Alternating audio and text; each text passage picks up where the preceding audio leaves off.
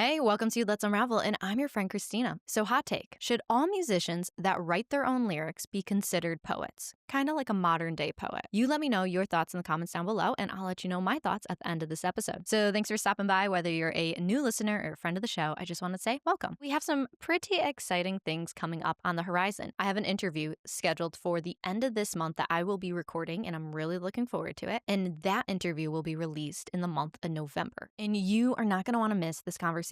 So if you want to make sure that you're not going to miss that episode, make sure that you are subscribed on YouTube at Let's Unravel Pod, and make sure you're following along on Apple Podcasts or Spotify, wherever you might be listening. And of course, if you want to see short little snippets of the show or any new announcements that come up along the way, make sure you're connecting with us at Let's Unravel Pod on Instagram and TikTok. We have tons of exciting things over there and just short clips of the show, and you are not going to want to miss a thing. So head on over there now. So let's move into our favorite topic here at Let's Unravel, Win of the Week. So my favorite thing about fall is usually it launches all these new TV shows on network television, or it brings back some of your favorites. A perfect example of a TV show that is coming back is Abbott Elementary. I have to say, I have watched this show since the very first season, back when it first started airing, and I just really fell in love with it. The writing, the characters, from season one, it felt like a great comfort show, and they just started their newest season. So let me know if you are watching Abbott Elementary in the comments down below, or let me know if there's any new series that I need to check out. All right, let's move into our topic of the week. So what is our topic this week? What are we unraveling today? Let's unravel knowing your season. So this might seem like a bit of an odd title, and I will elaborate, I promise. But I will say knowing your season actually has to do with some advice that I had gotten. So I had first gotten this advice when I was somewhere between like high school age to my early 20s. So somewhere between like 18 and like, I don't know, maybe 22. And someone had told me it's best to know what season of life you're in. And they had elaborated and said knowing where you're at will help determine the best like strategies for this season. So I'm going to let you in on a little bit of a secret. I've never really been good at knowing what season I'm in. Now, I think in a lot of ways I never gave it much thought, even though yes, I was given this advice at a very early point in my life. But I will say when you're 20, you have certain expectations, and we've talked about this before on the podcast. But one of the biggest things I would say that has always weighed on me is always the shoulds, the coulds, the woulds, like that type of thing. Like you should go to college, or maybe you could get married in your 20s, or you would have a house. You know, you have all these shoulds, woulds, coulds that come up. And one of the things that I've really learned now with being in my later 20s is that your 20s is a great decade of your life to start establishing a foundation. And so a lot of times when we think about this idea of a foundation, I think it's so easy to be thinking about it in the sense of like, I have to go buy a house, when really you need to be looking at your 20s as the foundation of who you are as a person, not about things. It's not about obtaining things. It's more about obtaining experiences. And I'm going to tell you right now, before we move forward, don't let the anomalies of the world dictate your success within your 20s. Basically, what I'm meaning is anytime you read an article about how some like 21-year-old kid is running a multi-million-dollar company, or they sold a multi-million-dollar idea, they are the exception to the rule. So don't compare yourself to someone that's the exception to the rule, because I've done that before, where you look at certain people and it's like, oh, like, why didn't I come up with $1 million idea? Even when you try to compare yourself to people in your own life, it doesn't always work out well. And so when we look at our 20s, and if you can focus on this idea of knowing that your 20s are the foundation. So it's all about trying new things. Like this is the decade in your life where you want to try as many new things as possible, and you're having a lot of adult first-time experiences. So whether it's renting apartments, whether it's buying a house, whether it's having that first adult job that you really, really care about, going on those interviews, sitting in those rooms, having that like anticipation. I mean, I think about job interviews and they're exciting because you know it can lead to new possibilities and new opportunities, but they're also terrifying because it's this idea of how am I going to present? It's a lot of times your first experience with it, or maybe it's the first job interview that you actually care about, because even though a lot of people have had jobs in their teenage years or early 20s during college, but to actually be sitting in a job interview where you're like, I really want this job. The ones where you sit there and you're like, if I get this, this could change the course of my life. And I've had job interviews that have fallen so flat. I was a shoo-in to get some of these jobs and they've just completely fallen flat. But that's life. Like things like that happen. I remember I had one job interview where I had a head of a department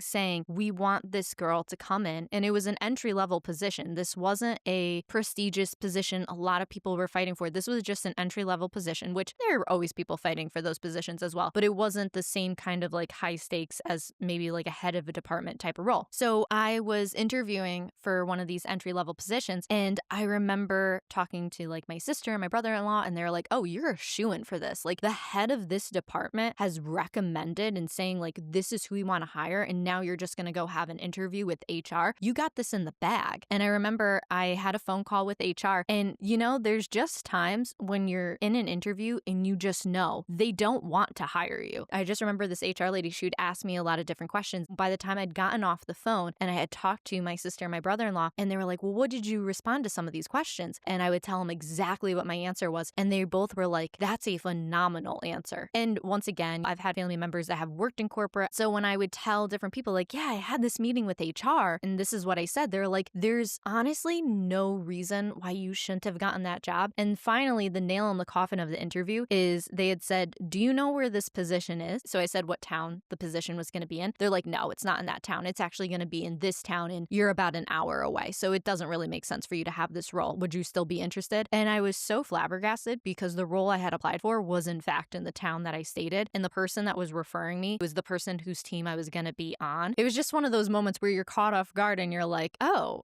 okay. And it was just like, it's not going to be a great fit. And it just totally fell flat. I've had moments and I've had interviews where I've sat with people and they're just like, no. So it didn't matter how well I performed. It wasn't for me. And that is the thing about your 20s. But I will say, having been on both sides, having been the person that has interviewed for positions and being the person to conduct the interview, I will say you feel like an anticipation on both ends. You wouldn't necessarily think that when you're the person conducting the interview because you have all the power. You decide if this person is going to join your team or join the organization. But really, when you've never conducted interviews before, it's still a first experience for you. I remember the very first time I conducted an interview, I was more nervous than the person interviewing. And it was just funny because when I conducted my very first interview, I was working at a retail store. So it wasn't the same type of pressure as working within a corporate company. But I remember just being so nervous that my hands were shaking. So I would keep hiding my hands under the desk or I'd try to like hold a pen or something. But once again, it's all about having firsts. That's what your 20s are. And by the time you get to the end of your 20s and you've started to experience a lot of those firsts, it's amazing how the things that once rattled you, they don't rattle you anymore because you've already experienced them. So you know how to progress forward. If you want to know an overarching theme in your 20s, it's that you're experiencing everything for the first time. And another great thing that you're going to experience in your 20s is this concept of trying to find yourself. I mean, you spend your life trying to find yourself because you evolve so much over life. Who you are in your teenage years isn't who you are in your 20s. It's amazing how often I'll talk to friends, and if we ever randomly talk about our high school experiences, a lot of people will be like, oh gosh, I did not like who I was in high school. It's really because of going back to you're learning yourself. You grow more confidence in your 20s. It's just kind of inevitable. One of the things I've been trying to work on is changing the way I talk about things, wanting to be a little bit more optimistic, wanting to be a little bit more hopeful. And it's funny because the very first episode of Let's Unravel, I said, your 20s, they suck. But the reason why I said that is I wanted everybody to feel the relief that I felt the first time I heard that phrase, that they said, yeah, your 20s suck. You're doing a lot of jobs that you hate. You're putting in the grunt work for a lot of things. And it's true because it's your foundational years. It's your foundation decade. And so even going back to this idea of when you look at your friends, peers, family members, all these different things, and there was nothing weirder than when you graduate high school and your friends are graduating college and next thing you know, you're 25 and you look around and there's some people that have been married and they have kids. And then you have other people who are massively successful in their careers. And you can't compare yourself to other people because ultimately everybody's taking a different route to get to the different destination that they're looking for. It's funny because I'm the youngest of three. And so I have an older sister and I have an older brother and they're both significantly older than me. And I remember when I had gotten into my 20s and I used to kind of compare myself because my sister is about 10 years older than me and my brother's about 8 years older than me. So when I was in my 20s, I'm like, okay, what was my sister doing? Okay, what was my brother doing? And it was easy to start looking and comparing like, oh my God, I got to speed this up. I have to put more effort here. Why am I falling behind here? And then somewhere around like 25, you start to realize, okay, my life is not going to look the way that my brothers or my sisters did. There's nothing wrong with that. We have different goals and desires. And that was something that was even cool because when I had gotten to have a conversation with my sister and realizing what her aspirations in life were and realizing what my aspirations or goals goals were vastly different. So this is why our life would look different. When you're growing and building a foundation in your 20s, some of the things that you're going to learn is that as you want to have certain aspirations, you have to say yes to certain things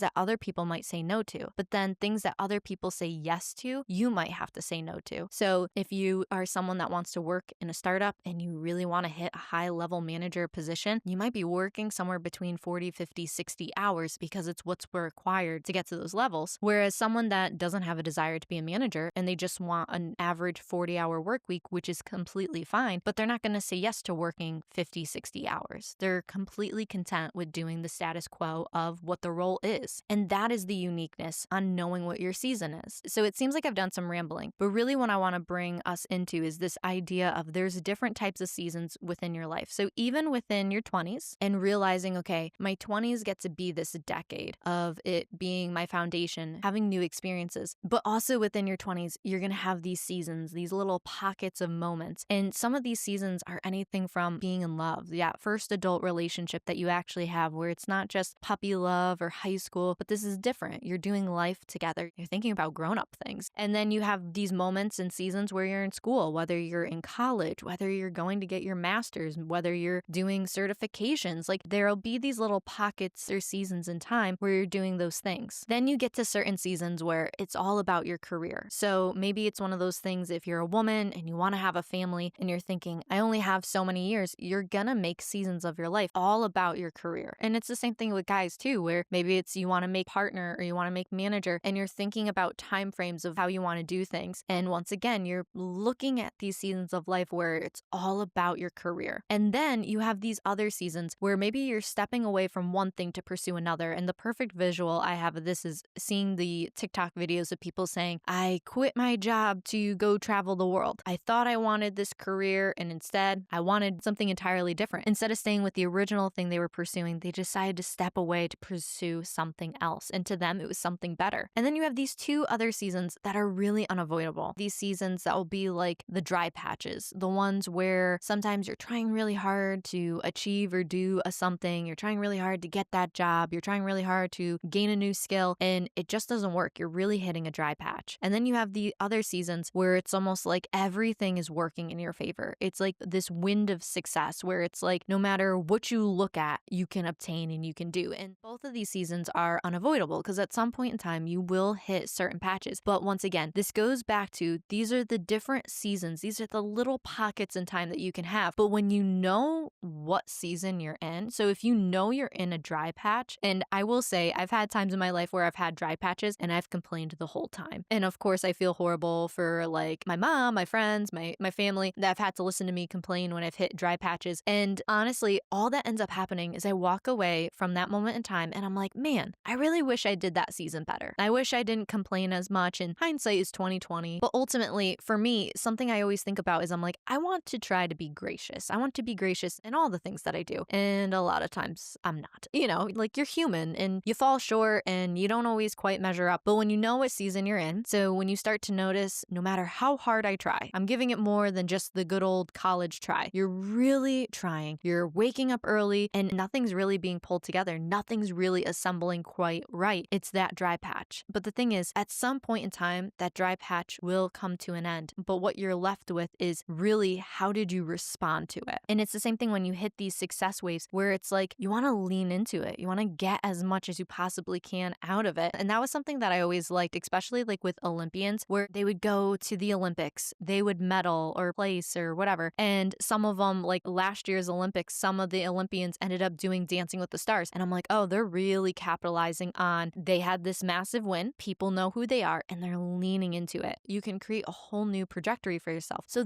that's why it's so important that you want to know what season of life you're in, because when you know where you're at, you can actually make a more educated decision on how you're going to proceed forward. And so I told you at the beginning of this episode, I was never really good at knowing what season of life I was in. Honestly, I usually figured out what season of life I was in after like a lot of kicking and screaming. And I was like, why is this not working out for me? Usually I'm at this point of exhaustion. What then happens is I realize what season I'm in, where I realize maybe this is a growth season. Maybe this is a season where it's a rough patch or something like that. And what ends up happening is I make no space for myself because I haven't been kind to myself. I've overworked myself and I've had really really bad self-talk where I'm just like, Christina, you're the worst. If we're honest, we all have days like that where we put ourselves down, we don't think we're measuring up, and it just becomes a whole mess. But it makes me think of this one quote, and it goes, be aware of what season you are in and give yourself the grace to be there, from Kristen Dalton. And I love that. Just be aware of what season you're in and give yourself the grace to be there. I mean, that's perfect because I don't seem to give myself grace, honestly, ever. This is one of those moments where you can change the game. Learn from my mistakes. Give yourself some grace. So I've talked in previous episodes about how I didn't go to college. My life looked very different in my early 20s than a lot of my friends and my family members. And I come from a big family, so I have a lot of cousins that are around the same age as me. And I remember when a lot of my friends and cousins were graduating about 22, 23, and they were coming home and they were acclimating back to life because if they had gone away to school, they come back home and all of a sudden it's like they're going through this transition period of, okay, I'm used to what my life looked like when I was at school. Now I'm at home. Now it looks different and everything really shifts. And I remember talking to friends and to family members and they're like, yeah, I'm kind of having a hard time shifting back. And I was starting to realize I'm I never really had that problem. But what I had realized is 4 years earlier, when I graduated high school and I was 18 and everyone was going to college, I had started to go through that transition 4 years earlier. So by the time I was about 19 and 20 and all of the people I had friends with, even if they were underclassmen, had all graduated, gone to college. And all of a sudden I realized I'm oh, I already made that transition. It was almost as if I was advanced in that one particular area because I didn't have to go through that learning curve of what does life look like because I was already doing it. And the funniest thing is I had a cousin, he's around the same age as me. We were in the same grade. And I remember when he had come back from graduating college. And at this point in time, I was already a supervisor in a retail store. And it was one of these moments where when I looked at my life and I'm wow, it's crazy to think about how vastly different our lives look because he's just coming home. He's starting to propel himself into his career. And I'm over here and I already have the responsibility of running a store and doing different things. One isn't better than the other, but it goes back to this idea of you can't compare one person's journey to someone else's journey. Because I hadn't gone to college, this also opened up a lot of opportunities where I was always the youngest person in the room. So even when I had gotten promoted to being a supervisor, and I had a lot of the district people in the retail store always asking, oh, how old are you? And when I'd tell them I was about 21 or 22, they were like, oh my God, you're 22 and you're running a whole store? This is crazy. And that was really this idea that I was always met with was that it's what I was doing was unusual. But once again, when you're in your 20s and it's your first experience of everything, I'm assuming my first experience of things is the status quo, when really sometimes the things I was experiencing was the anomaly. Because I had started to experience being the youngest person in the room, that by the time I had gotten to be 25, gotten to be 26, and I was working in a startup, and all of a sudden it's I'm sitting at a table with the CEO and just all these other individuals, all of a sudden I started to realize I'm not really intimidated by them because I had spent the last several years constantly sitting at tables with people that were older than me. And one of the things I constantly learned was they're just people. So what's intimidating about them is their titles. But when you got to know them on a human level, they're just a person. And that was the thing that actually made it so much more fun to talk to them about. Because as much as they want to talk about work, they actually don't. They actually just want to make a connection with you as an individual. And that's why a lot of times it's the people that have a real relationship with other people get other opportunities, because it's not always really about oh, they just want to use me to get ahead. And that was a whole tangent. Going back to this idea of seasons, let's actually look at our natural seasons.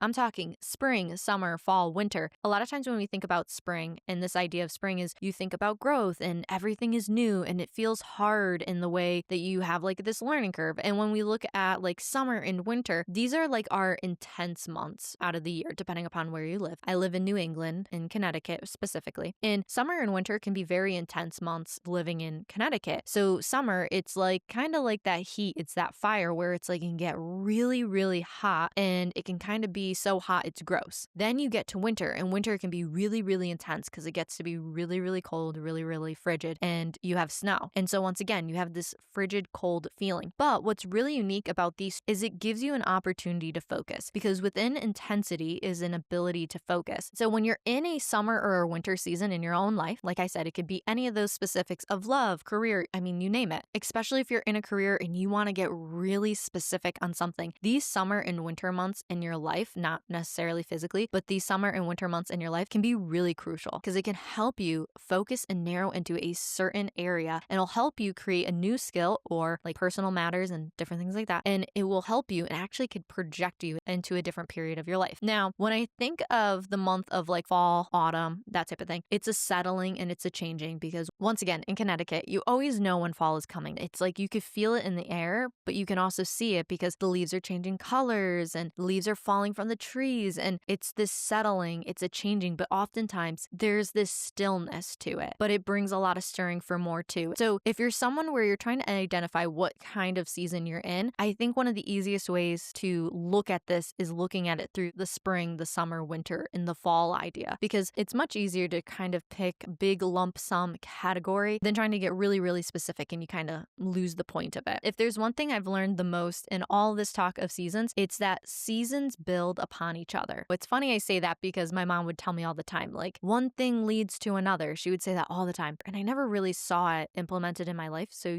because you don't see it, you kind of don't believe it. When I was working in a retail store, there was one thing I had to do every single night when I closed. And it was you had to reconcile the drawers. So you had to make sure like all the money was there, it was all accounted for. And when I had finished working in a retail store, eventually landed my job in a startup, one of the projects that we had within our international department was they needed to create a reconciliation process. One of the managers had created this reconciliation process. And I remember by the time it had gotten to me that I was going to be the person that was going to document and really sign off on all these reconciliations. And I just needed to be aware of the process. And so one of the assistants happened to be sitting in on the call and he was slowly learning the process. And I remember as soon as the manager had just started talking like a mile a minute about what this whole process was going to look like. The funniest thing is we're all on like a Zoom call. And I remember looking to the assistant and like he looked overwhelmed based on just how this manager was expressing it. And it was so funny because at the end of the meeting, the manager looks at me and he goes, "So do you have any questions?" One of the best practices I've learned is when you are talking to someone about starting a new process or you want to make sure you are really genuinely understanding when someone's teaching you something new, if you can give a 30-second little spark note like overview of what they just told you, then you don't have to wonder if you actually retained what they told you. And so in that moment, he goes, "Do you have any questions?" And I just said no. And I just did a 30-second like, "You're going to do this, this, this, and this. And if I'm wrong, let me know." And he goes, "No, you got it down." And I remember just the look of shock on that assistant because it was like, he just threw all of this at you for the last like 30 to 45 minutes and you completely understand what he was saying. But what that assistant didn't know is because I had experience doing all of the reconciliations at this retail store, I knew how reconciliations worked. When he was telling me his whole process, I already knew the principles. That's the most important thing to gain out of these little pocket of seasons is to understand the principles of what those seasons are teaching you. When you take the principles from those seasons that you learn, it's the principles that actually give you the structure. So it doesn't really matter what the example or the actual problem is. You already know how it's going to be solved. As we've talked about seasons, and I don't think we can talk about seasons of life and just experiencing new things without talking about music. Because if there's one thing that I feel like that can bring you back to a moment in time better than anything else, it's music. I have to say there is one song in particular, this one particular artist, Olivia Rodrigo, when she wrote and put out the song Driver's License, it was amazing to see the reaction people had. But the reason why is because when you first play the song, the very first thing you hear, it's not music and it's not her singing. You hear the sound of a car, how she's opening the door, how she's turning the car on, turning the engine. You hear the ringing of the car having just been turned on. And it's funny because anybody that's driven a car that's not really like one of those fancy newer cars, but more of like an older car, it's a sound and it's a feeling that like can stir up so many memories. And I remember hearing that song for the first time and it was like, oh my God, I feel like I just got my driver's license for the first time. And as she goes through the storytelling of like this major relationship in her life, and it's just like, I'm right there with you. And that's a beauty about music and the beauty of storytelling is like someone like Olivia Rodrigo, she captured this moment in time. And what's so generous about this idea of music is how it can then go back to us. So I never wrote Driver's License, but when she puts it out, it's almost like, wow, like I'm getting so many flashbacks of driving in my car when I first got my driver's license, the excitement, the adrenaline, the feeling of freedom, like it was unmatched to anything I'd ever felt before. It was a first. And of course, we can't talk about music and we can't talk about going through different seasons within life without talking about Taylor Swift. Now, of course, Taylor Swift has put out her newest album, Life of a Showgirl. I have listened to the album a couple times, and if I'm being honest, it wasn't my favorite. It was a little lackluster. Now, I had listened to it a couple of times just as is, and then I had decided to really I